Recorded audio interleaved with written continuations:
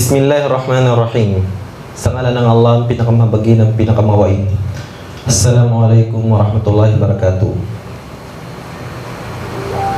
Tunay na ang sala, ito yung mahalagang bagay na dapat pag-usapan ng isang Muslim, sapagkat ito ay pangalawa sa mga haligi ng ating pananampalataya pagkatapos ng syahadatain. At ito yung pagitan o kaibahan ng mananampalataya sa hindi mananampalataya. At ito yung unang lilitisin ng Allah subhanahu wa ta'ala sa isang alipin, ang sala.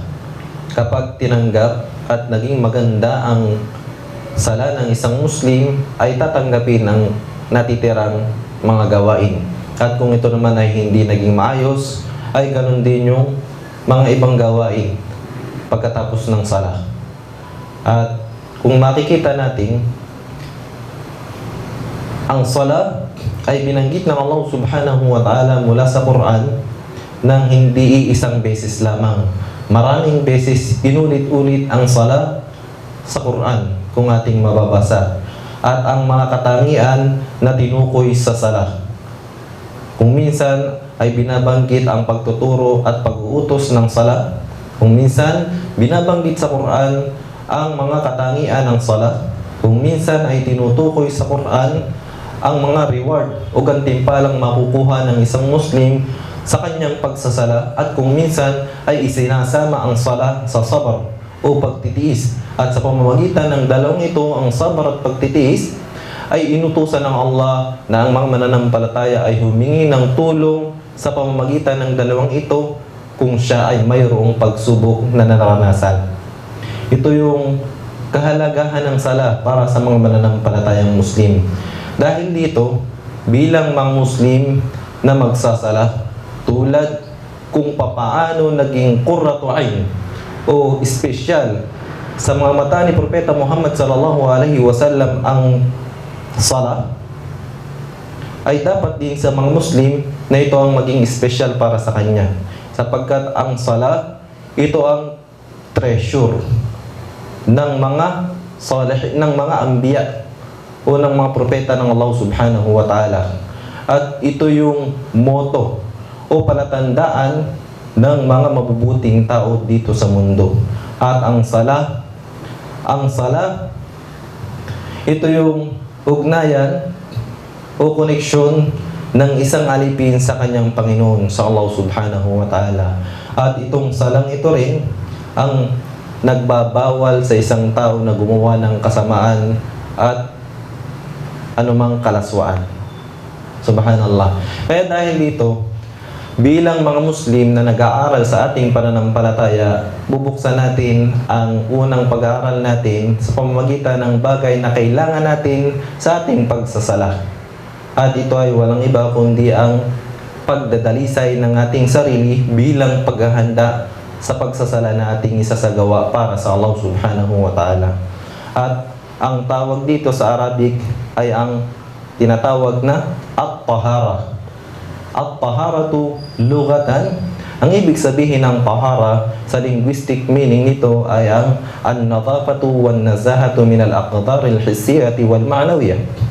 Ang ibig sabihin sa ating wika, ang kalinisan mula sa mga karumihan na maaring nakikita at hindi nakikita. At ang ibig sabihin naman ito syar'an o ayon sa pagpapaliwanag ng Islam, at-taharatu hiya irtifa'ul hadath wa zawalun najas, ay ang iangat ang Muslim mula sa mga pangyayari na naging dahilan sa kanyang pagkawala ng kanyang kadilisayan, tulad ng pag-ihi, pagdumi, o di kaya ay ang paglabas ng dugo, akramakumullah, o yung mga pangyayari na makakasira ng kalinisan tulad ng pagkatalik. At yung ikalawa, wazawalun najas, ang pag-alis ng mga maduduming bagay sa isang Muslim. Yan ang ibig sabihin ng at-tahara. At-tahara o yung paglilinis. At paano mangyayari ang kadalisayan o paglilinis ng isang Muslim?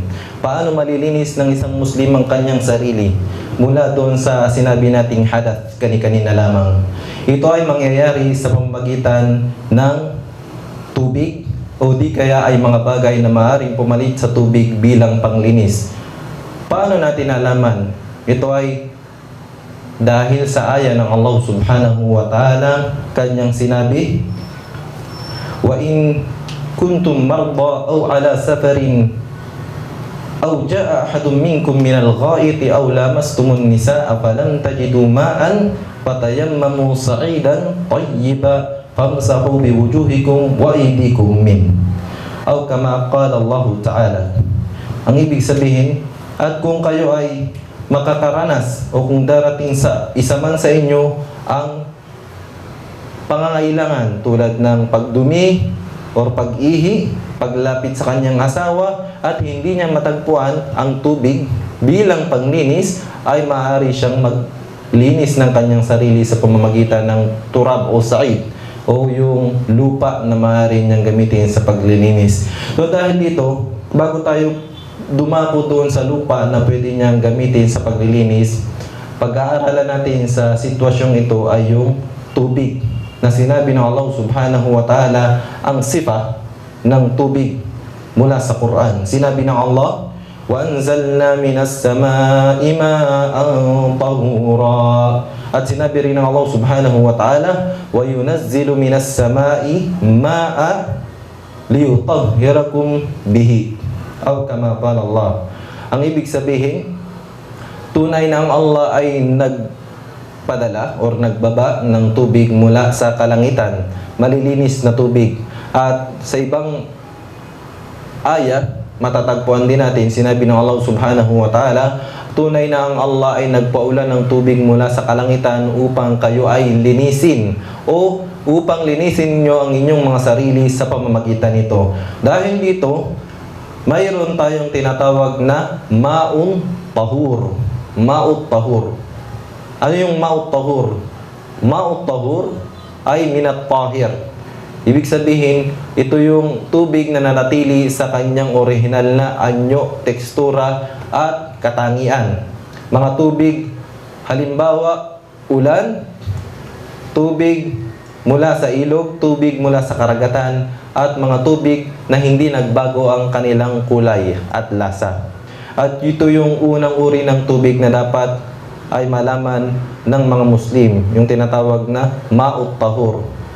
Kung sa Arabic, ma'ut tahur o yung tahur ay al-mutahhiru li dhatihi wa mutahhiru li ghairihi. Ibig sabihin, ang malinis sa kanyang sarili, kung paano siya nilikha ng Allah subhanahu wa ta'ala, at yung tubig na pwedeng gamitin bilang paglinis or panglinis ng isang Muslim kapag nangyari sa kanya yung hadath. Ito yung unang uri ng tubig. At yung pangalawang uri ng tubig ay yung tinatawag na ma'un najis o yung maruming tubig na siya ay naging madumi dahil sa mga maduduming bagay tulad ng ihi, dumi ng hayop o dumi ng tao at patay na mga hayop na hindi kinatay.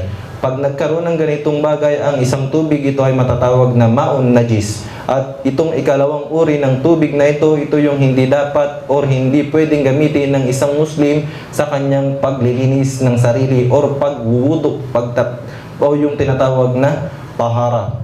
So, in short, dalawang uri lamang ng tubig mayroon tayo kapag ang pinag-uusapan natin sa tubig na ito ay ang fiqh o ang kaalaman tungkol sa tubig na ito. It's either tahur o najis. Tahur o najis. Tahur o najis. So yung tahur, ano yung tahur? Malinis na tubig na pwedeng panglinis at magiging dahilan para magkaroon tayo ng karapatan at magkaroon tayo ng pagkakataon na sambahin ng Allah subhanahu wa ta'ala sa pamamagitan ng salat. Yung tahur na ito ay pwedeng mahaluan. Kung minsan, nahahaluan siya ng ilan sa mga bagay na hindi najis. Diba? Meron tayong tubig, halimbawa, may konti man ito, marami, matatagpuan natin sa mga banyo o palikuran, akramakumullah. Kung minsan nahahaluan ng sabon, kung minsan nahahaluan ng shampoo, o kung minsan nahahaluan ng iba't ibang mga material na hindi naman ito najis, ayon sa mga scholar, mayroon silang dalawang opinion. Mayroon tayong dalawang opinion tungkol sa tubig na ito. At ang malakas na opinion ay ito ay tatawagin pa rin tahur. O ibig sabihin, pwede pa rin itong panglinis.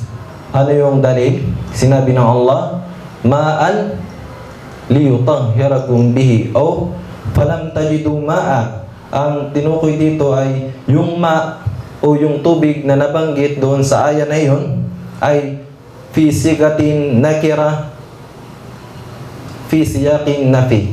O ibig sabihin common, hindi siya ma'arifa. Hindi tiyak yung tubig na tinukoy doon. So dahil dito, ang tubig na tinutukoy dito ay lahat ng uri ng tubig na malinis, na pwedeng panglinis, ay tinatawag na ma'un tahur. Hanggat sa hindi matatalo ng bagay na nakahalo sa tubig ang kanyang pagiging tubig. So kung halimbawa kaunting sabon, kaunting shampoo, o di kaya kaunting mga patak ng juice, pwede pa rin yung pang-wudu, pwede pa rin yung gamiting panglinis at matatawag pa rin yung tahur, inshallah. So saan natin nakita yon? Or ano yung sinong sheikh ang nagsabi nun? Sinabi ni Sheikhul Islam Ibn Taymiyyah rahimahullah, mula sa katanungan ng sitwasyon kapag nagbago ang tubig, nakakaunti o marami sa pamamagitan ng hindi maduming bagay o yung tahir o yung tinatawag na sabon, shampoo at kahit yung buhangin. Kasi minsan may mga tubig, kapag tayo nasa dagat, tubig na may buhangin, pwede ba itong pangudo o hindi? Mananatili pa rin itong tahur, malinis. At ito ay pwede natin gamitin bilang panglinis kapag tayo ay magwudo. Okay? At dahil dito, malalaman natin na kapag ang isang tubig ay nanatili sa kanyang orihinal na anyo at kung paano ito nilikha ng Allah subhanahu wa ta'ala, ibig sabihin walang pagbabago kahit sa kakaunti or maraming tubig, ito ay mananatiling tahur. Kung ito ay nagbago sa pamamagitan ng bagay na tahir o hindi naman najis o hindi madumi, ito ay mananatili pa rin tahur. Kung ito ay nagbago dahil sa najis, sa tatlong katangian ito, sa amoy, sa lasa, at sa kulay nito, dahil sa maduduming bagay, halimbawa, ang tubig ay nagbago dahil sa ihi, yung tubig na maputi or transparent naging kulay pula o naging kulay dilaw o nagkaroon ng masangsang na amoy dahil sa dumi na napahalo doon o di kaya ay nagkaroon ng lasa na may kinalaman doon sa bagay na nahalo sa kanya na madumi, ito ay tatawagin ng najis o maduming tubig na hindi pwedeng panglinis ng isang Muslim kapag siya ay magsasala. So ito po yung bagay na tinalakay ng mga naunang scholar. Inuulit lamang natin sa pagkakataong ito para maging review sa ating mga sarili at paalaala, at kung sa mga bagong yakap sa ating pananampalataya at sa mga hindi pa nakakaalam, ito ay panimula po natin bilang Muslim na dapat nating malaman ang kondisyon ng ating gagawing sala tulad ng tahara, nang sa gayon ay mas maging malinaw at mas tanggapin sa atin ng Allah subhanahu wa ta'ala ang sala nating gagawin. So ulitin natin, ang tubig ay dalawang uri lamang pagdating sa fiqh, tahur at saka najis. Tahur pwedeng gamitin at ito lamang ang ating gagamitin kung makikita natin ito, at yung najis na hindi pwedeng gamiting tubig o yung tubig na madumi na nahaluan ng maduming bagay at nangyari sa kanya ang pagkakaiba ng kanyang kulay, amoy at ang kanyang lasa. So hanggang dito na lamang inshallah. Subaybayan po natin ang ating pagtalakay sa fiqh na may kinalaman sa ibada or pagsamba. Sinimulan natin ito ngayon. Sana ay tanggapin ng Allah subhanahu wa ta'ala ang ating pagsusumikap na maibigay ang pinaka-madali at pinaka-mabilis na paraan para matutunan natin ang ating pananampalataya. Wa akhiru da'wana alhamdulillahi rabbil alamin.